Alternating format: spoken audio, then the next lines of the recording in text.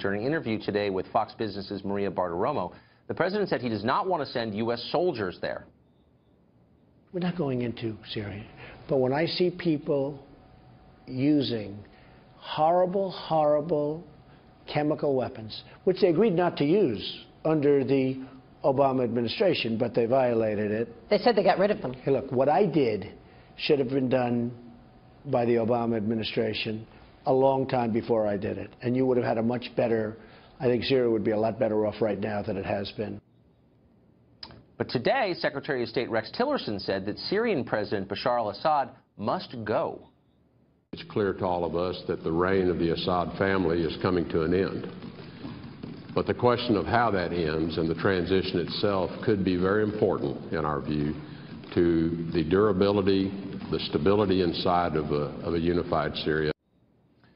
Well, the Secretary of State spoke for almost all of permanent Washington. They would like to see Assad go. They're demanding it. Katie Hopkins dissents from that view. She's a global columnist for the DailyMail.com, and she joins us now. Katie, thanks a lot for coming on. So why are you against removing Assad from power in Syria? I think we have to remember Assad is a secular leader in an area where everyone is run by their religion. He is there to protect Christians. He is the legal leader of a sovereign state, and he is winning this war. He is ahead in the war, and this war needs to be over. There is no doubt the man is a monster. He has done terrible things.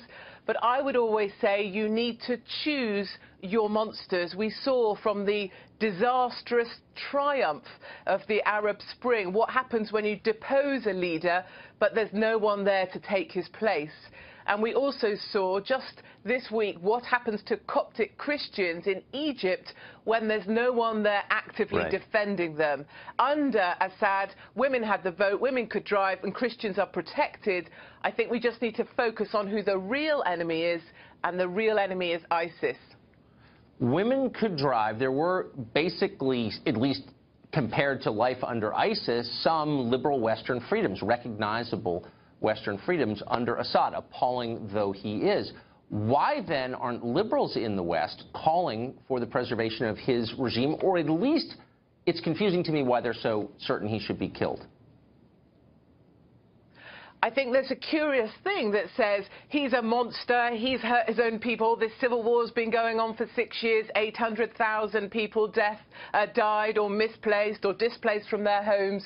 People kind of want to react to that and say that something must be done.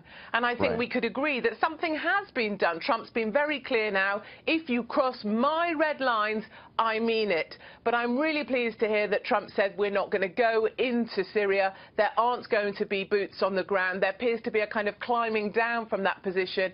So I'm fully back on the Trump train. Last week I was asking, who stole my president? Where did Trump go? But now I feel convinced that Assad will remain in power. I believe he will end this war, and I believe things can now move forward. So, Katie, you've been watching this world for quite some time. Simple question. The people who are now telling us that if once we take Assad out, everything's going to be fine, it'll work itself out somehow, those are the same people who told us that the housing market was fine and credit default swaps were awesome.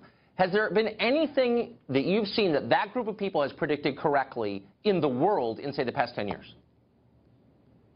No, it's a bunch of nonsense, and you make me sound quite old, Tucker, if I'm honest, saying I've been around watching the world for quite a long time. I just noticed this. I wonder if anyone else has noticed this. Yeah, thanks for that, Tucker. I appreciate it, all the same. But I do really feel, having looked, and all the time I've been writing for DailyMail.com, what I consistently see is liberals spouting the same old nonsense, predicting the same old nonsense, giving me polls that tell me nonsense, all to no avail. They said Assad must go, Assad's the baddie, and when you ask them the simple question, OK, but then what? Who then? Who's going to lead? They have no answer. Liberals are basically utterly bonkers. Yeah, stop getting in the way of our war.